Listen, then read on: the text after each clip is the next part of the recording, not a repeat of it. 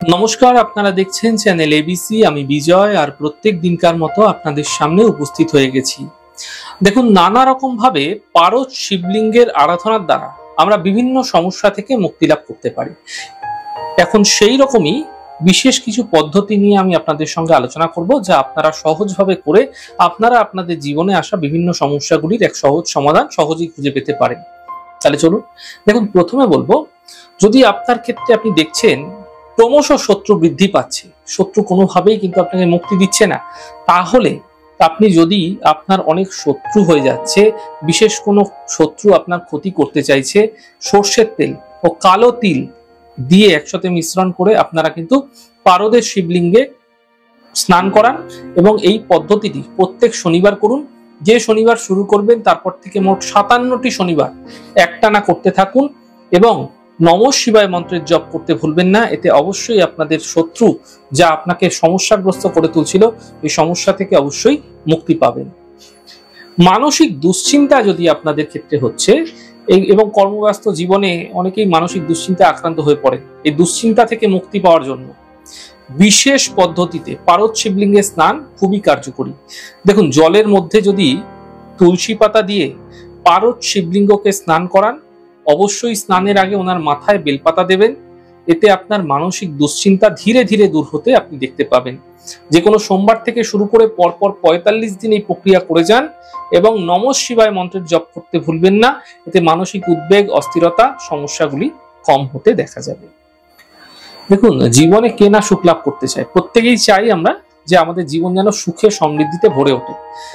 আপনি আপনার পছন্দ মতো জিনিস টাকা দিয়ে হয়তো কিনতে পারবেন, কিন্তু সুখ শান্তির জন্য কিন্তু আপনাকে হন্যে হয়ে ঘুরে বেড়াতে হবে।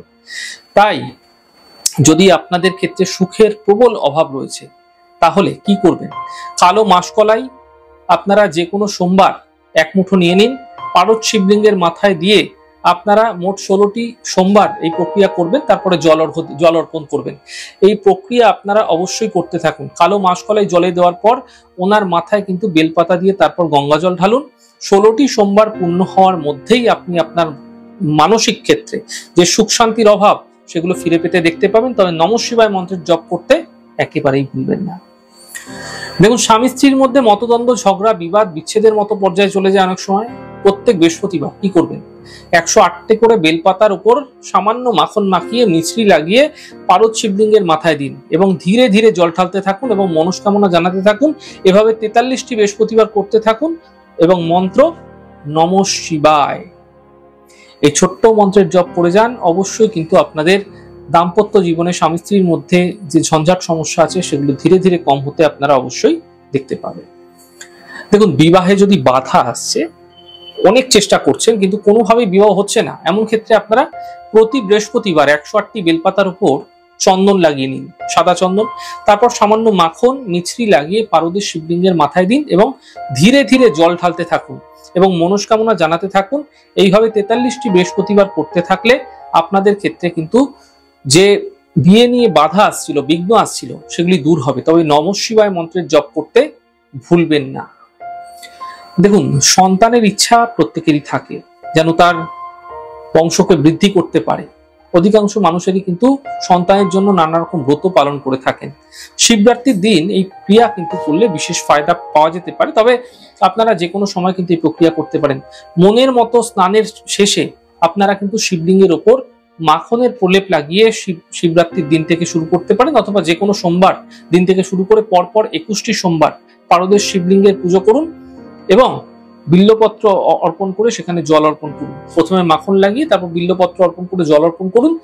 এই প্রক্রিয়া যদি টানা 21টি সোমবার পরপর করছেন এবং নমঃ শিবায় মন্ত্রের জপ প্রত্যেকভাবে করে যাচ্ছেন, এতে কিন্তু আপনাদের সন্তান সম্বন্ধীয় যে সমস্যা সেগুলি ধীরে ধীরে কম হতে দেখতে পাবেন এবং সন্তান সম্বন্ধীয় যে কোনো জটিলতা থেকে কিন্তু আপনারা বাঁচতে পারবেন। আর্থিক স্থিতি প্রত্যেকেরই কিন্তু ভালো হওয়া উচিত, নচেত সামাজিক ক্ষেত্রে এবং ব্যবহারিক জীবনে বিভিন্ন ধরনের সমস্যার সম্মুখীন কিন্তু আপনাকে হতে হবে।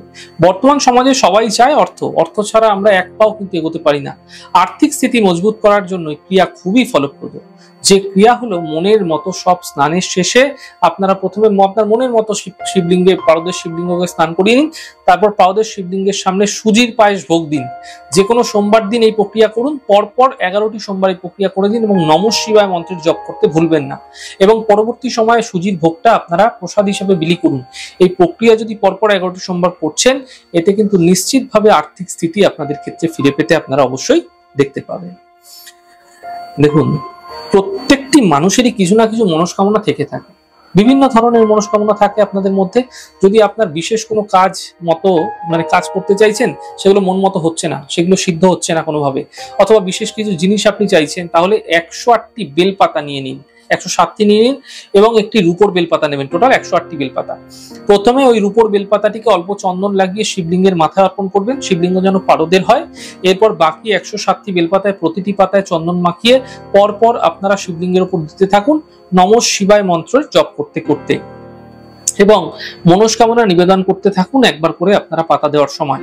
পারদের শিবলিঙ্গ স্নান করানোর পরে এই মন্ত্রটি অবশ্যই বলবেন, ওম হ্রিং নমঃ শিবায় হ্রিং ওং। এই মন্ত্রটি পুজোর পরেও 108 বার বলুন। এই প্রক্রিয়া যদি আপনারা করে যেতে পারেন লাগাতার, এতে কিন্তু আপনাদের যে মনস্কামনা রয়েছে সেই মনস্কামনা নিশ্চিতভাবে আপনারা সিদ্ধ হতে দেখতে পাবেন।